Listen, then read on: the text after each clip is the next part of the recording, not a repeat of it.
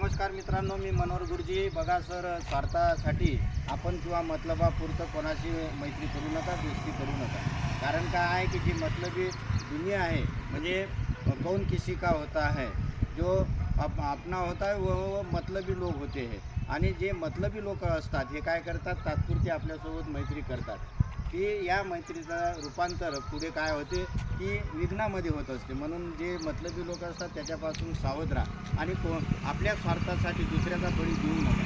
कारण काय, माणसाला स्वार्थ आनंदी होऊ देत नाही, या स्वार्थापायी माणूस देखील होतो. आणि म्हणून कोणाचीही फसवणूक करू नका, कारण या कर्माचा भोग विकत भोगावा लागते आपल्याला.